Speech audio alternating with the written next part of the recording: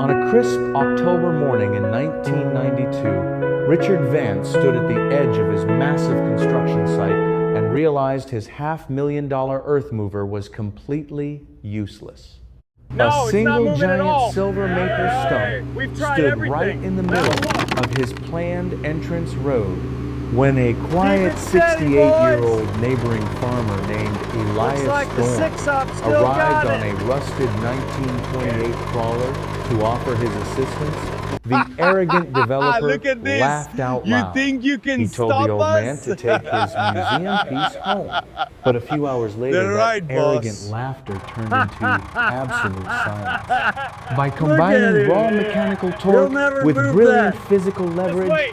Elias see it, and old his man. rusted It's iron coming up. easily ripped the immovable stump from the Look at earth, that. Keep her proving going. that sometimes ancient stubbornness can effortlessly defeat expensive modern technology.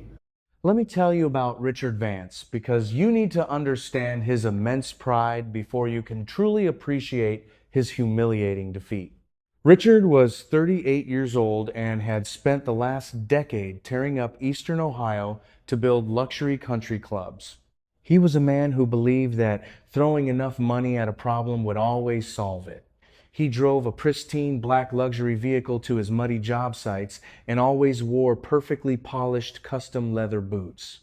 He loved the raw noise of modern construction, and he loved making sure everyone knew he was in absolute charge. His newest project was supposed to be his greatest achievement. It was a gated community with a private golf course, and the grand entrance required clearing a path straight through an old grove of trees. The crew had easily cut down the timber, but one massive silver maple stump refused to leave the earth. The trunk was incredibly wide, and its root system spread outward like a giant underground spider web, tightly wrapping itself around buried slabs of heavy Ohio limestone. Richard was not worried at first. He had recently purchased a brand new hydraulic earth mover that cost him over $500,000. It was a massive machine painted bright white and red, packed with the latest computer sensors and capable of lifting unimaginable weight. Richard confidently promised his crew that the modern marvel would rip the maple stump out before their morning coffee break. Richard climbed into the climate-controlled cab himself, eager to demonstrate the overwhelming power of his new investment. He positioned the massive steel tracks, dug the heavy bucket under the base of the stump, and aggressively pulled back on the hydraulic controls. The giant diesel engine roared, and thick black smoke poured from the exhaust, but the ancient maple stump did not even twitch. Richard frowned and pushed the machine even harder, blindly trusting the brute force of his expensive technology. The hydraulic pressure built to a critical extreme. The massive machine began to literally lift its own tracks off the dirt, groaning under the incredible stress. But the modern earth mover was equipped with sensitive safety computers designed to prevent catastrophic damage. Right before the machine could apply enough force to break the roots, the internal safety sensors triggered and automatically cut the hydraulic power. The boom went completely limp. Richard tried again and again from 3 different angles. Every single time the pressure reached the breaking point, the smart computers intervened and shut the system down. After 3 full days of fighting the stump and blowing out 2 highly expensive hydraulic hoses, Richard was completely out of ideas. His $500,000 technological marvel was sitting helplessly in the dirt, entirely paralyzed by a dead piece of wood. Let me tell you about the moment it became personal, because that is when Richard Vance made the greatest mistake of his professional career. Elias Thorne was 68 years old and had farmed the adjoining 200 acres of rolling pasture for over 4 decades. He was a quiet man who wore faded denim overalls and possessed hands that looked like deeply weathered leather. For 3 entire days, he had stood silently near his property line, watching the arrogant developer throw highly expensive equipment at the stubborn silver maple stump and fail completely. Elias did not particularly like Richard, but he possessed a deep respect for hard work, and he absolutely hated seeing men waste their time on a problem that could be easily solved with a little bit of traditional common sense. On the morning of the fourth day, Elias fired up his 1928 crawler tractor. It was an ancient, rusting piece of mechanical history that his own father had purchased brand new before the Great Depression. It possessed no safety sensors, no enclosed climate-controlled cab, and absolutely no modern comforts of any kind. It was simply a massive, heavy block of solid iron and exposed engine components resting on two wide steel tracks. Elias drove it slowly across the property line, the loud mechanical clanking of the metal tracks echoing loudly across the valley until he parked directly next to the gleaming white and red modern earthmover.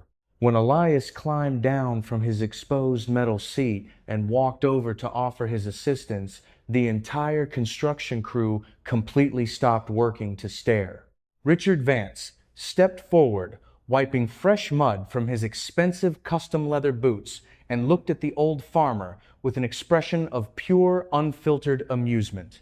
Elias quietly told Richard that he had pulled hundreds of massive stumps in his lifetime, and he believed his old crawler could pop that silver maple root system right out of the thick Ohio clay. Richard laughed. It was not a polite, quiet chuckle, but a loud, booming laugh of total superiority that carried across the entire construction site. The younger crew members quickly joined in pointing and snickering at the rusting iron tracks of the ancient machine. Richard stepped closer to Elias and loudly announced to everyone listening that his brand new earthmover cost over $500,000 and generated more raw horsepower than the entire Thorne family farm combined. He mockingly asked the old man if he truly believed a piece of worthless museum trash from the Roaring Twenties could accomplish what a $500,000 engineering marvel could not. Elias did not get angry, and he did not back away or raise his voice. He simply looked at the massive silver maple stump and then looked back directly into the eyes of the arrogant developer. Elias calmly stated that modern horsepower was completely useless if the expensive machine was too terrified to actually use it. Richard turned bright red with sudden offended anger.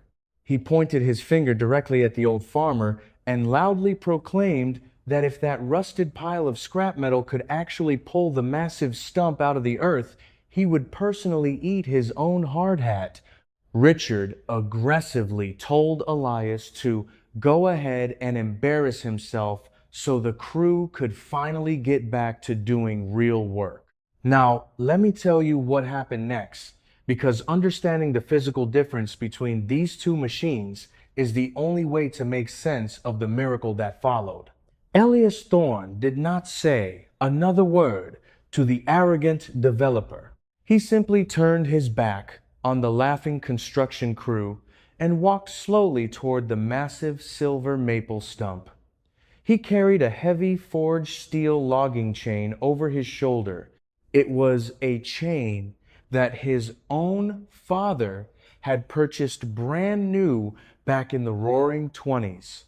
The thick metal links were as large as a man's fist, and they were designed to stretch slightly under extreme pressure rather than snapping blindly like modern brittle cables.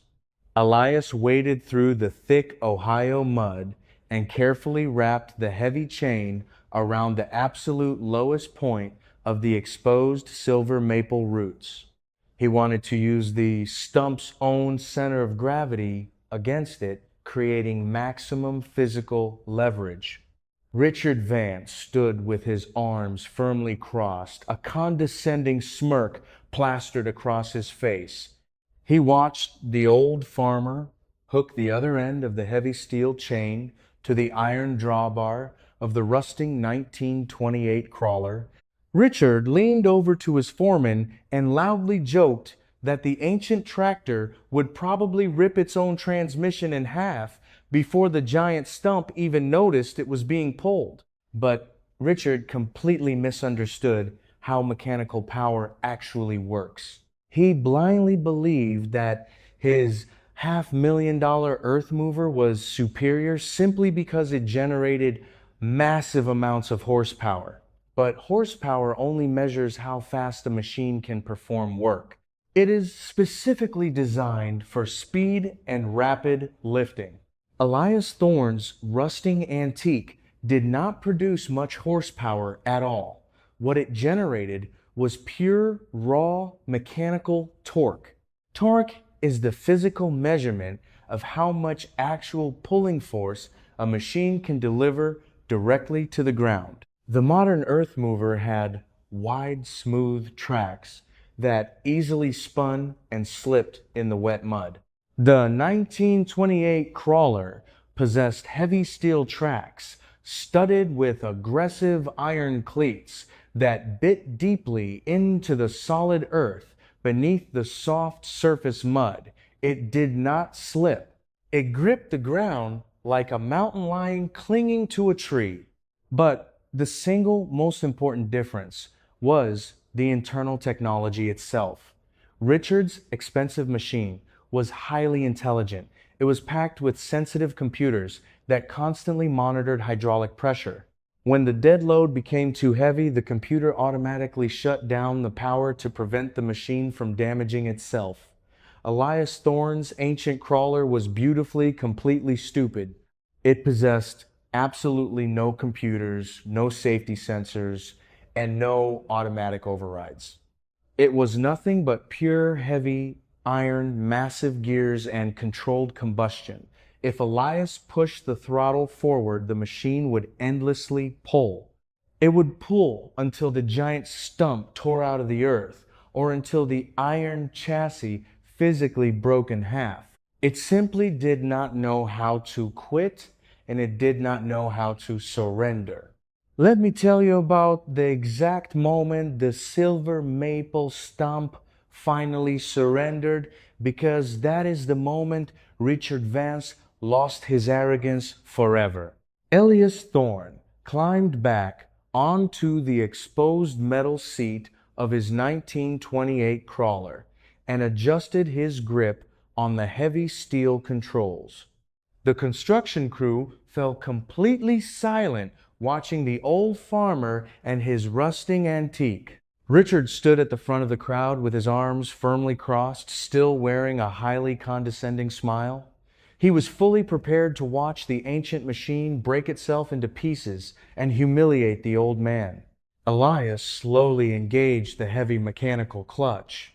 The thick forged steel chain lifted from the wet Ohio mud and went completely taut, pulling as tight as a piano wire. The massive iron tracks of the crawler immediately bit deep into the earth.